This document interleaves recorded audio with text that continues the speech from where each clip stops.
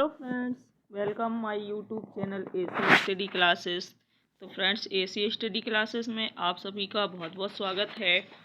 इस क्लास में आपको मोस्ट इम्पोर्टेंट क्वेश्चन पढ़ने के लिए मिलेंगे, जिसमें टॉपिक है हमारा भारतीय काव्य शास्त्र। ये क्वेश्चन दिया है कि काव्य अलंकार ये किसकी रचना है। काव्य अलंकार बताना है ये किसकी रचना है, भामह, राजशेखर, दंडी या फिर रुद्रभट्ट। तो ये भामह की रचना है काव्य अलंकार। ये ऑप्शन इसका सही हो जाएगा। तो फ्रेंड्स, इसका जो और भी रचनाकार है उनकी रचना और उनका समय भी नोट कर लीजिए, आपके एग्जाम के लिए बहुत ही इम्पोर्टेंट है। जिसमें भामह है, इनका जो समय है ये है 6ठी सदी का मध्य इनका समय माना जाता है। काव्य अलंकार इनकी रचना है। राजशेखर का समय है 880 से 920 के बीच में, और इनकी रचना है काव्य मीमांसा, किसकी, राजशेखर की। जो काव्यादर्श रचना है, काव्यादर्श की रचनाकार दंडी हैं। जो दंडी का समय है ये 7वीं सदी उत्तरार्ध माना जाता है इनका समय। श्रृंगार तिलक ये रुद्रभट्ट की रचना है। कौन सी, श्रृंगार तिलक, और इनका समय है 10वीं सदी। किसका समय है ये, रुद्रभट्ट का। अगला क्वेश्चन है कि नाटक को पंचम वेद किसने कहा। नाटक को पंचम वेद, धनंजय, भट्टनायक, भरत मुनि या फिर भानुदत्त। तो ये भरत मुनि ने कहा था नाटक को पंचम वेद। किसने कहा, भरत मुनि ने। आचार्य भरत मुनि ने अपने ग्रंथ नाट्यशास्त्र में नाटक को 5वें वेद की संज्ञा दी। किसमें, नाट्यशास्त्र में, और नाटक को 5वें वेद की संज्ञा दी है किसने, भरत मुनि ने। वेदों की संख्या 4 होती है, लेकिन 5वां वेद, नाटक को 5वां वेद भरत मुनि ने माना है। काव्य अलंकार संग्रह के रचनाकार कौन है। उद्भट, भामह, दंडी या फिर वामन। तो आंसर हो जाएगा उद्भट। ये ऑप्शन सही हो जाएगा। काव्य अलंकार संग्रह के रचनाकार कौन है, उद्भट, और इनका समय है 9वीं सदी का पूर्वार्ध। ये किसका समय है, काव्य अलंकार संग्रह का। काव्य अलंकार ये 6ठी सदी का मध्यकाल, ये भामह की रचना है। काव्य अलंकार काव्यादर्श 7वीं सदी उत्तरार्ध, ये किसकी रचना है, दंडी की। कौन सी, काव्यादर्श। और काव्य अलंकार ये तो वामन की रचना है। काव्य अलंकार किसकी है, वामन की, और इनका समय 8वीं और 9वीं सदी इनका समय माना जाता है।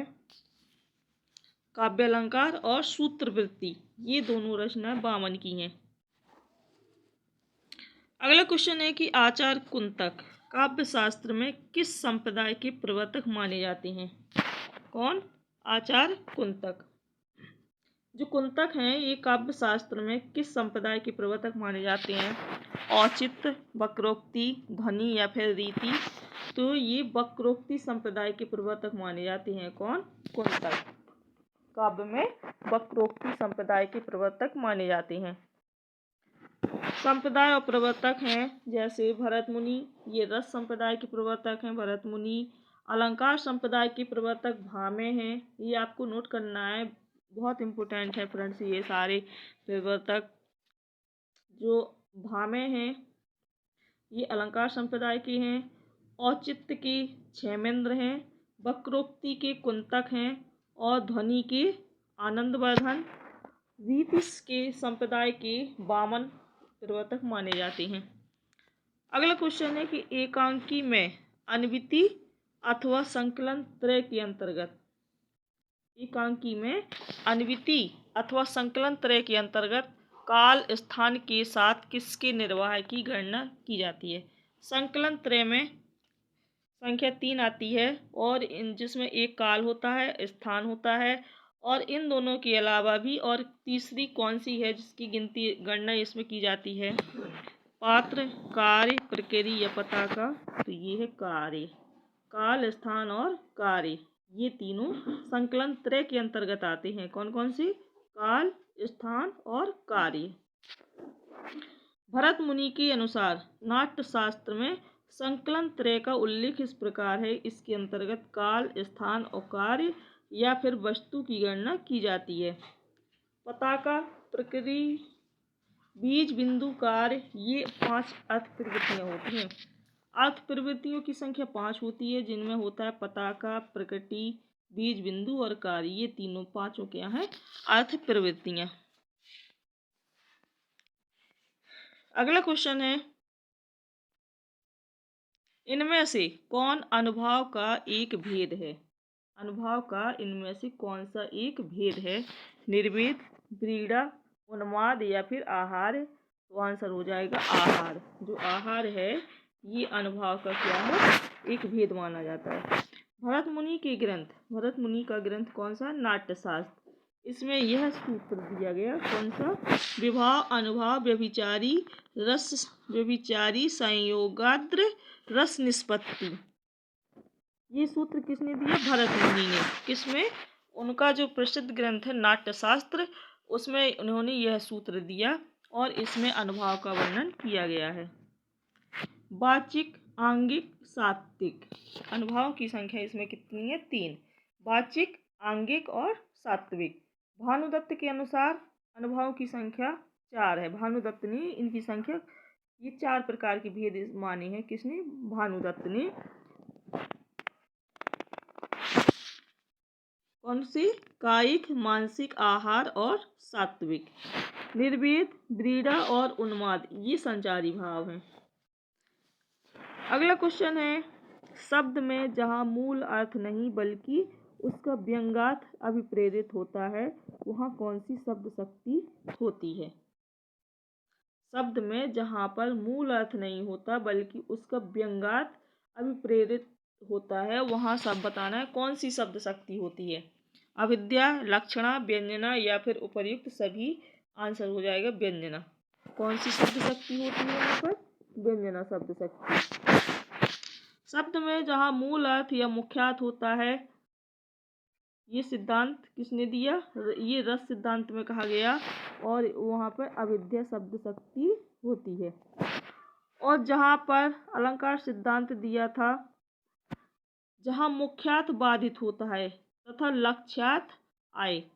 ये अलंकार सिद्धांत में कहा गया कि जहाँ पर मुख्यार्थ बाधित होता है तथा लक्ष्यार्थ आए, वहाँ लक्षणा शब्द शक्ति होती है। कौन सी? लक्षणा। और जहाँ पर मुख्यार्थ तथा लक्ष्यार्थ दोनों बाधित हों और व्यंग्यार्थ, जहाँ पर मुख्यार्थ तथा लक्ष्यार्थ दोनों बाधित हों और व्यंग्यार्थ अभिष्ट होता है, वहाँ पर कौन सी शब्द शक्ति होती है? वहाँ पर व्यंजना शब्द शक्ति होती है। इसी को व्यंजक कहते हैं और व्यंग्य भी कहते हैं। ये ध्वनि सिद्धांत में दिया गया है।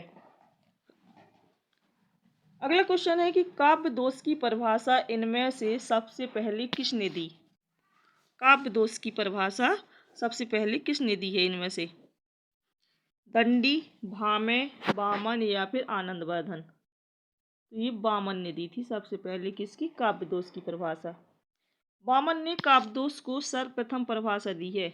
किसके? वामन ने काव्य दोष को सर्वप्रथम परिभाषित किया है। और उन्होंने क्या कहा था वामन ने? कि गुणम विपर्ययत्मानो दोषा, अर्थात गुण की आत्मा के विपरीत अवयव ही दोष हैं। गुण की आत्मा के विपरीत अवयव ही क्या है? दोष हैं। उन्होंने दोषों की संख्या 20 मानी। वामन ने दोषों की संख्या कितनी मानी है? 20। 10 गुण दोष और 10 अर्थ दोष, दोनों मिलाकर के कितने हो गए? 20। दंडी गुण को रीति का नियामक सिद्ध करने वाले प्रथम आचार्य हैं। कौन? दंडी। जो दंडी हैं ये गुण को रीति का नियामक सिद्ध करने वाले प्रथम आचार्य हैं, और उन्होंने काव्य में कटु वचन को दोष माना। काव्य में कटु वचन को दोष माना है। भामह ने कुकवित्त को साक्षात मृत्यु माना। किसको? कुकवित्त को। आनंदवर्धन जो है वो रस के साथ औचित्य का संबंध स्थापित करने वाले प्रथम आचार्य आनंदवर्धन है। रस के साथ औचित्य का संबंध स्थापित करने वाले प्रथम आचार्य कौन है? आनंदवर्धन। हेता को काव्य में जोड़ने की चेष्टा की है इन्होंने। अगला क्वेश्चन है कि रस निष्पत्ति के संबंध में भुक्तिवाद किस आचार्य का मत है? अभिनवगुप्त, शंकुक, भट्टनायक या भट्टलोलट। ये भट्टनायक का मत है। भुक्तिवाद किसने दिया? भट्टनायक ने। तो फ्रेंड्स, अगर वीडियो अच्छा लगा तो लाइक कीजिए, चैनल को सब्सक्राइब कीजिए।